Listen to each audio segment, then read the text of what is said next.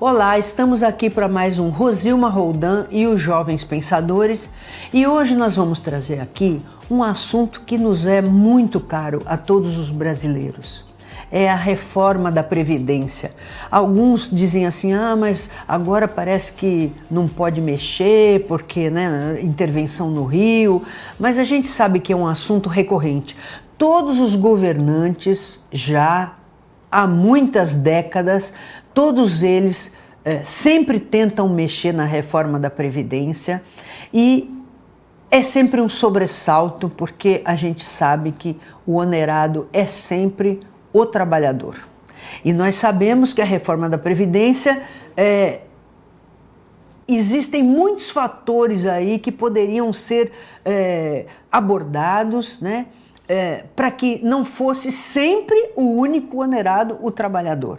E nós temos aqui, com muita satisfação, meu querido amigo, Dr. Danilo Oliveira, que é um expert no assunto e que vai nos conversar um pouquinho com a gente sobre esse assunto que sempre tira o sono de todos os brasileiros. Boa tarde, Danilo, um prazer enorme em tê-lo aqui, para conversar desse assunto tão polêmico, e inclusive a gente já tem assistido várias discussões polêmicas, brigas entre os amigos, que alguns são contra, outros a favor, e como é que fica o déficit com essa história de... Porque a reforma sempre se fala para diminuir o déficit. Aí o déficit existe? Ou existe, mas sempre é o trabalhador que tem que cobrir o déficit? Cadê as outras fontes de renda? Como é que é isso, Danilo? Bom, Rosilma, primeiramente uma boa tarde, como você disse, uma tarde magnífica. É um prazer estar aqui com uma amiga que a gente admira muito. Uma boa tarde para os nossos... É recíproca a admiração, você sabe. Muito obrigado. Uma boa tarde para os nossos telespectadores, não é? Bom, a expertise que você anunciou fica por conta da amizade. Eu sei, o que a gente faz é aquilo que todo brasileiro, principalmente os mais jovens, que desde já tem que se preocupar com isso, é estudar o tema. Estudar o tema da Previdência Social. E não só a Previdência, mas a Seguridade como um todo, ela que abrange a saúde, a assistência e a Previdência Social. Já de início, você me permite tocar num ponto importantíssimo, que é o da inexistência do déficit. Em resumo, como que a gente comprova isso economicamente, contabilmente? Para quem não sabe, a nossa Constituição atual, ela é de 88. E antes de 88, basicamente, o custeio, o financiamento da Seguridade Social, da saúde, da assistência e da previdência, era feito com base na folha de pagamento. Então, quem que custeava isso? Uma parte, o empregador, o tomador do serviço, e grande parte, o trabalhador. O que percebeu então o nosso Constituinte? Bom, essa fonte, ela não será suficiente para arcar com toda essa gama de serviços que o Estado tem que oferecer. Então, além das aposentadorias e pensões, franquear saúde, assistência para os necessitados, lembrando que no Brasil, em tese, a saúde ela passa por um processo de universalização, ou seja, ela seria acessível a todos, até os estrangeiros que aqui estejam de passagem, enfim. Então, o custo é muito alto, era muito alto, para uma fonte de custeio, digamos assim, pequena, irrisória. Então, já na Constituição de 88, foi incluído um artigo, o artigo 195, que multiplicou as fontes de custeio.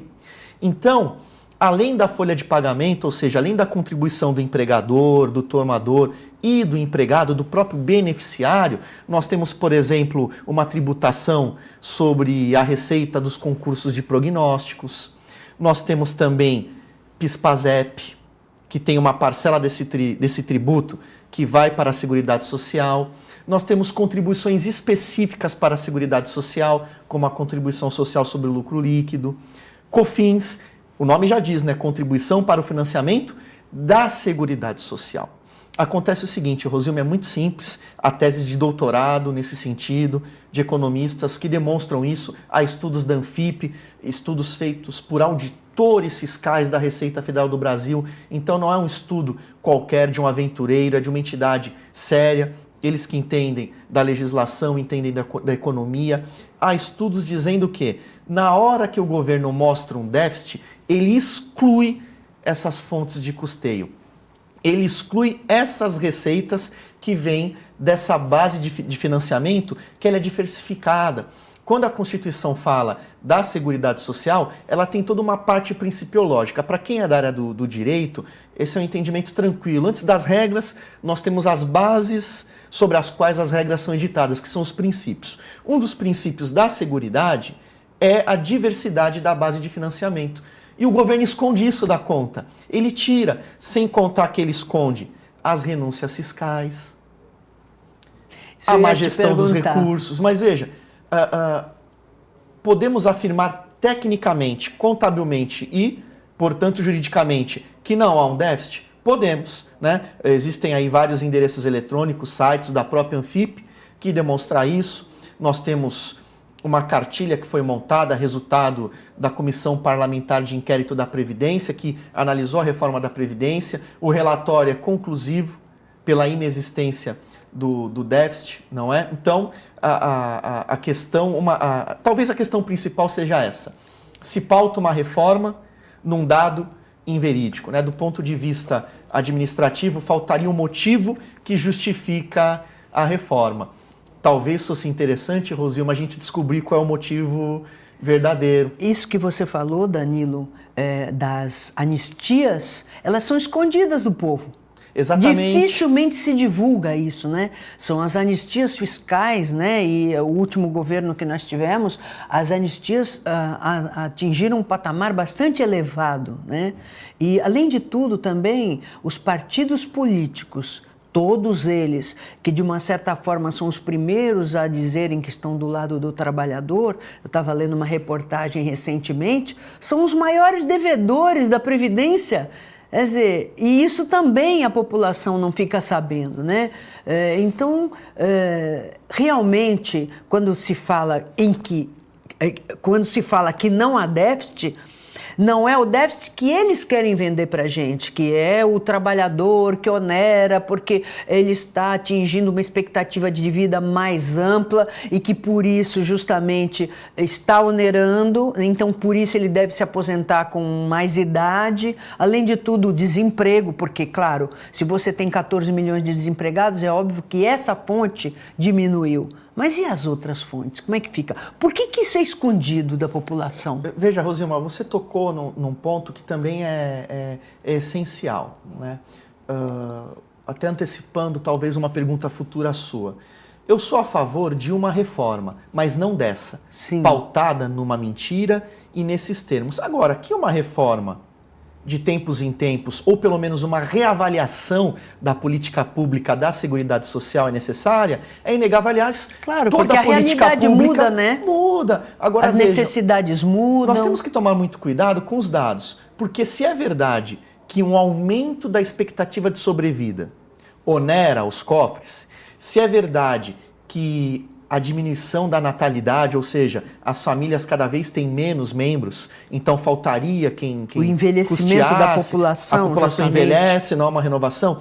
Se é verdade que isso, em tese, onera, faz com que falte o dinheiro, por outro lado, a gente tem que analisar, e o nosso jovem é muito competente nisso, hoje os jovens já nascem tecnológicos, conectados, o perigo é a fonte. Perdão, Exato. O perigo está na fonte, mas o nosso jovem sabe achar a fonte confiável. É buscar o dado, como eu dizia. Peguemos o município de São Paulo, o município. Tá?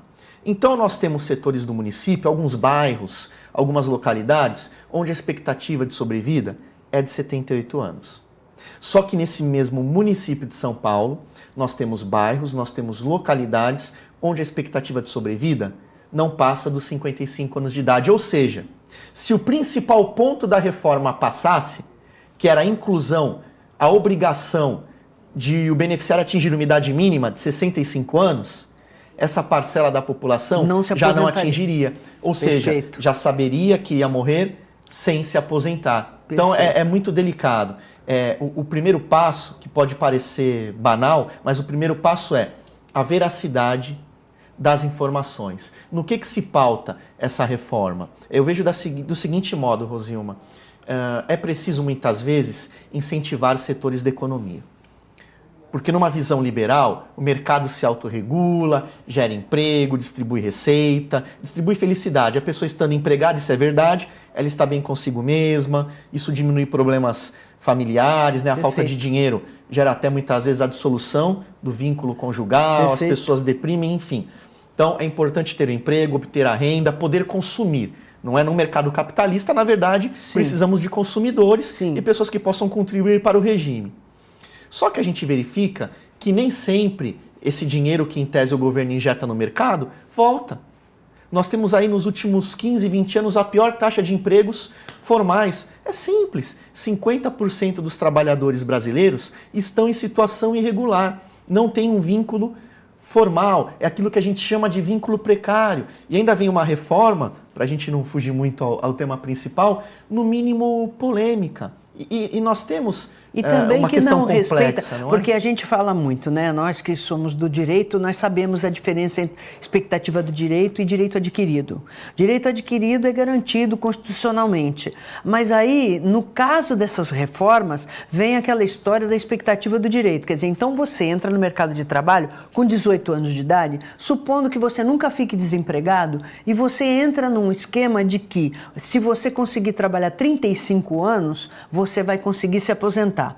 Aí quando você está com 34 anos, lá já fazendo as continhas para se aposentar, muda tudo e aí você vai ter que trabalhar mais 10, ou então você vai se aposentar apenas com 50% por conta de todo o déficit que você, na verdade, veja só, se você está fazendo com 18 anos um contrato com a iniciativa privada, por um prazo longo de 35 anos e 6 meses antes ou um ano antes, essa empresa privada não cumpre, você ganha na justiça porque a pessoa não cumpriu o contrato. Com o Estado você não pode fazer isso. Como é que faz? É verdade, você tem toda a razão. Como é que faz? Quer dizer, a gente pode confiar no Estado?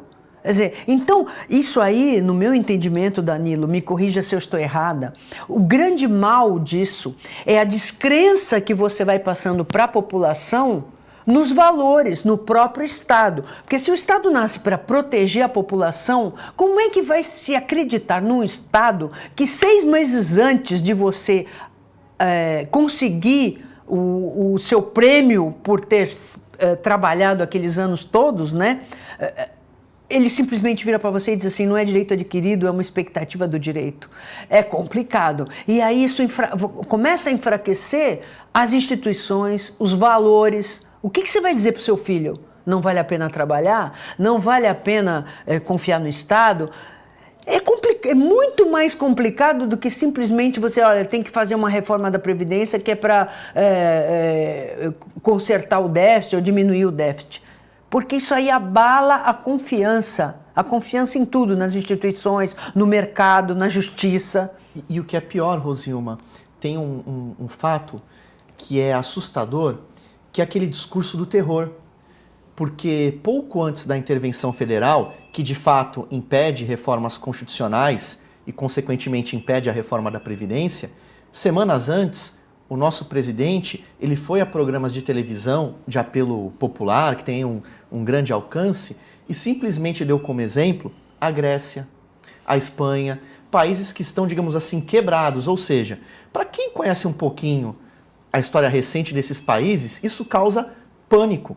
Então, é um discurso, vou fazer um trocadilho bem vagabundo aqui, me desculpe, é um discurso temerário do presidente Michel Temer. Sim. Né? Desculpa a piada infame. Por quê? Porque quem sabe a dificuldade pelas quais passam esses países fica aqui preocupado. Isso causa um pânico na população. Será que vai acontecer com a gente também? Ele deu como exemplo o que aconteceu no Rio de Janeiro. E lá, qual foi a peculiaridade? A má gestão.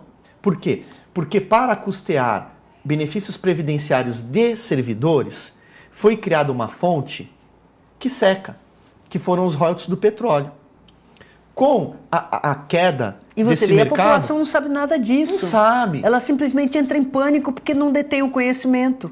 E o governo, de um modo geral, né, por isso que a minha aposta é sempre no conhecimento, porque só o conhecimento liberta, e aí você pode desmitificar tudo isso, porque isso aí eu entendo que é uma forma de manipulação. Você fica com medo e aí você se deixa manipular. Não, eu não. E aí acontecem as brigas entre os amigos, porque alguns conhecem um pouco mais e querem dizer o que conhecem, e aí é um descrédito generalizado. Esse que eu vejo o maior medo, a maior ameaça, vamos dizer assim. É mais fácil acreditar no discurso do medo do que analisar as contas e verificar que não há déficit. É muito mais fácil. Olha, na dúvida é melhor eu não arriscar, porque pode ser que nós, assim, mais jovens talvez não tenhamos esse receio, mas aquele que já está, tem um aposentado na família, um pensionista, puxa vida, vai faltar pensão da minha mãe, vai faltar a aposentadoria do meu pai, caramba, não, tem que reformar mesmo. E às vezes até falta, mas não é por causa disso, é porque roubaram, desviaram o recurso dos fundos de pensão. Exato, nossa. Quer dizer, aí não tem nada a ver, aí já dá outro programa. Rosilma, nem me fale.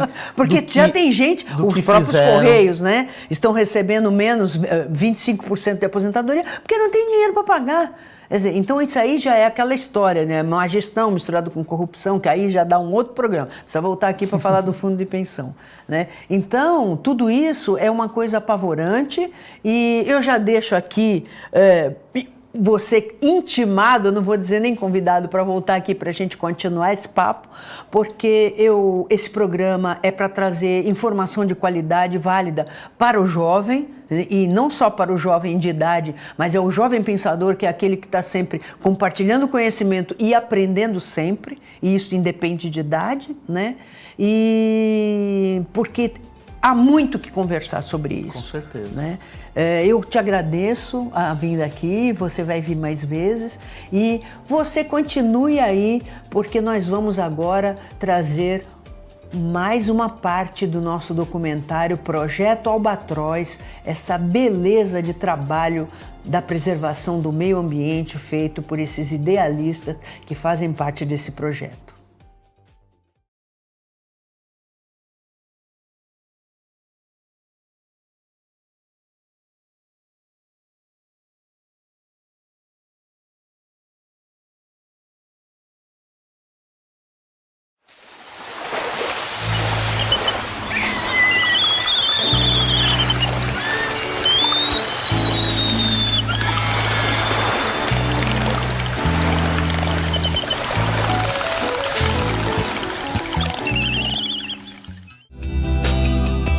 Com um histórico de êxitos e resultados que falam por si, o trabalho do Projeto Albatroz é contínuo e as parcerias são muito bem-vindas. Um exemplo importante é o trabalho conjunto com o Projeto Tamar. As duas equipes trocam dados e informações para o desenvolvimento de pesquisas, uma vez que a pesca de espinhel não captura só albatrozes, captura tartarugas também. Os projetos dos dois lados buscam soluções amigáveis com os pescadores e os armadores e as indústrias de pesca para que a pesca continue acontecendo e que as tartarugas marinhas e os albatrozes não sofram com essa pesca. E nós técnicos, eu já tive a oportunidade de viajar com a Tatiana e outras pessoas do Albatroz e trocamos experiência, trocamos informações e que um ajuda o outro a progredir e melhorar. Patrocinado pela Petrobras através do programa Petrobras Ambiental, o projeto Albatroz tem mostrado grande capacidade tanto nas articulações quanto nas ações. Desde novembro de 2012, a organização faz parte de um seleto grupo, o Biomar, que é uma rede de projetos de biodiversidade marinha que visa minimizar os fatores que põem em risco a vida das espécies. Então, especificamente na área, voltada à questão marinha, de conservação de espécies, de ambientes marinhos e costeiros, como é o caso do Albatroz, a gente está estimulando um trabalho em rede, que projetos como o Tamar, projetos como Baleias do Bártico, o Fim Rotador, Coral Vivo, entre outras ações dessa linha específica, que a gente possa trocar esses conhecimentos, essas experiências, essas políticas públicas e a gente possa aumentar, otimizar os nossos recursos e potencializar os nossos resultados, Então, sempre para a gente buscar um Brasil melhor, um Brasil ambientalmente melhor. para que nós possamos viver. Além de nos fazer conhecer um pouco mais do nosso mundo, o desenvolvimento de pesquisas científicas servem para subsidiar políticas públicas que geram muitas mudanças necessárias. E nesse quesito, o projeto Albatroz é referência no Brasil.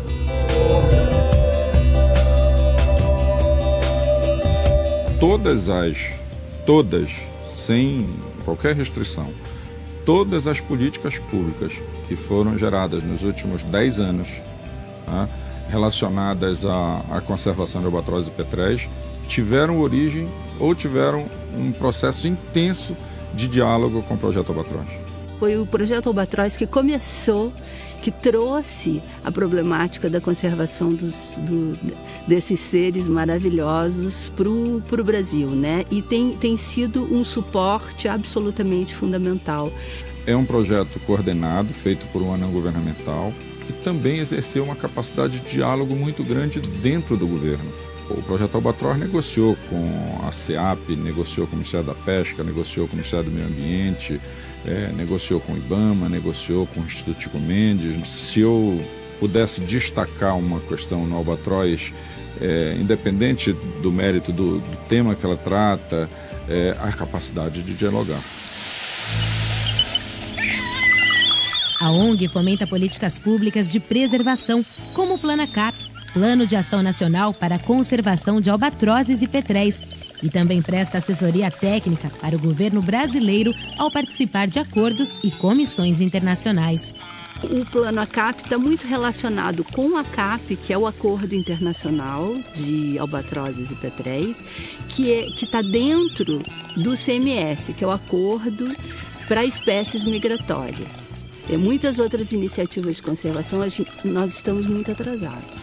E para albatroz e petréis, o Brasil tem feito o seu dever de casa, né? E isso se deve basicamente pelo trabalho do Projeto Albatroz. Talvez não haja uma interação tão forte, tão intensa entre governo e sociedade civil como nesse caso específico do Projeto Albatroz e que ajuda muito, é essencial a participação do Brasil nas negociações, nas discussões, nas reuniões do Acordo para a Conservação de Albatrozes e Petréis. Um exemplo de vitória histórica desta organização foi quando uma delegação do Brasil, da qual fazia parte o Projeto Albatroz, junto com algumas delegações estrangeiras, formataram uma proposta conjunta sobre o uso de medidas mitigadoras. No final de 2011, a Comissão Internacional para a Conservação do Atum do Atlântico, cuja sigla em inglês é ICCAT, aceitou a proposta e adotou a nova recomendação para proteger as aves oceânicas ao sul do Oceano Atlântico. O Projeto Albatroz, que trabalhou muito esse assunto, tanto com o Ministério da Pesca, com o Ministério do Meio Ambiente, em reunião que eu coordenei, e decidimos sim, vamos apresentar uma proposta brasileira. Com isso, nós chegamos em Istambul e houve um grande trabalho de bastidores para que pudéssemos ter uma proposta de consenso. Houve uma proposta da União Europeia com outros países europeus, depois houve um grande acordo com outros países do bloco asiático para que nós pudéssemos finalmente termos uma proposta comum e que foi aprovada, que foi a recomendação 9/2011 da ICCAT, que foi um passo muito importante, que eu espero que venha estimular outros passos na mesma direção no Brasil. Além da sua base em Santos, o Projeto Albatroz também opera em Itaipava, no Espírito Santo, Itajaí, em Santa Catarina e Rio Grande, no Rio Grande do Sul. A organização atua em parcerias com a Universidade do Vale do Itajaí, onde há uma sede dentro do campus, e com a Universidade Federal do Rio Grande, que montou dentro do Museu Oceanográfico uma exposição permanente do Projeto Albatroz. Quando colocamos o tema dos albatrozes dentro do contexto, então nós aproveitamos que 60 mil pessoas que nos visitam por ano olhem aquele tema, reflitam sobre aquela realidade e se tornem também aliados nessa missão. Porque a ideia é mobilizar as pessoas em torno da preservação da vida, em torno da preservação do meio ambiente, em torno da preservação da natureza, conforme o entendimento e conforme a capacidade de entender a dimensão da vida no planeta. Hoje o Projeto Albatroz está de olho no futuro, porque muito ainda precisa ser feito e temos bastante o que aprender. A gente tem uma preocupação, sim, que vai além da conservação, então a gente estimula que os nossos projetos eles façam atividades de conservação e de pesquisa, mas que também atuem numa frente grande de educação ambiental. Porque a questão ambiental não é uma questão de ambientalistas, né? Tem que ser uma questão da própria sociedade. A sociedade tem que se apropriar do problema e da solução das questões ambientais do país. Então a gente estimula, o Projeto Albatroz tem uma frente muito grande nisso, de trabalhar com a educação ambiental, não só com pescadores, mas também com comunidades, com escolas, com professores, para discutir os problemas, né, afetos à conservação do albatroz no Brasil. Com atividades de educação ambiental, seja nos terminais de pesca dos portos, em palestras ou numa sala de aula com estudantes, todos partilham o conhecimento. O que a gente percebeu? A gente percebeu que existe uma lacuna dentro do conteúdo do Ensino Fundamental 1, que é de 1º ao 5º ano, sobre o oceano, sobre conservação marinha e sobre oceanos. Então, o que a gente pensou? Não, então vamos elaborar um conteúdo que fale de conservação marinha, que fale de oceanos, que fale de biodiversidade, de pesca, de pescador e de impactos ambientais e, logicamente, de albatrozes para o professor e para o aluno. Então, dentro do horário de atividade professora, a gente vai lá e faz então uma palestra e explica o funcionamento do uso dessa cartilha que a gente elaborou.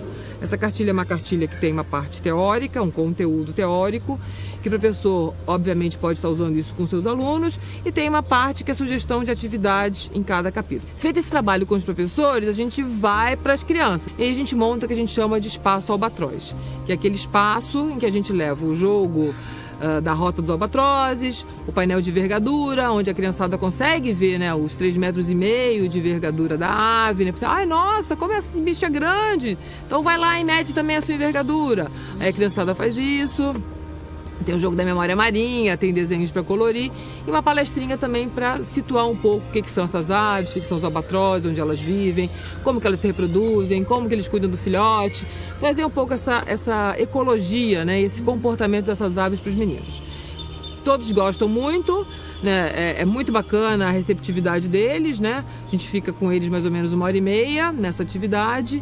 E aí, quando a gente sai desse espaço, a gente entrega então para a criança, para o aluno, aquele livro, o livro do aluno, que é um complemento da cartilha do professor. A ideia, obviamente, é expandir, né, Itajaí, Rio Grande, Itaipava. Ao se aproximar dos educadores e dos alunos, a equipe do Projeto Albatroz também assume para si a missão de valorizar o meio ambiente perante as próximas gerações.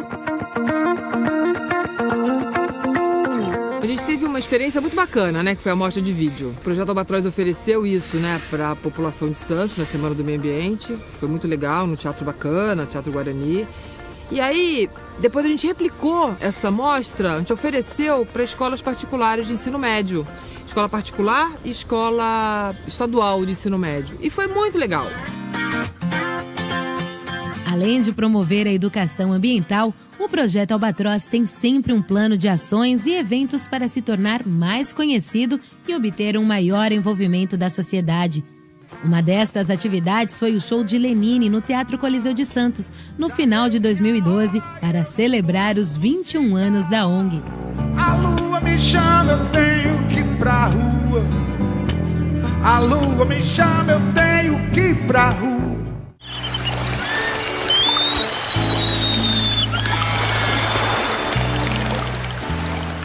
Espero que vocês tenham gostado do programa de hoje, convidando você para estar com a gente novamente sábado que vem às 15 horas, com reprise segunda-feira às 17h30, lembrando que pomos tudo no YouTube para você assistir e rever quando quiser. Até lá!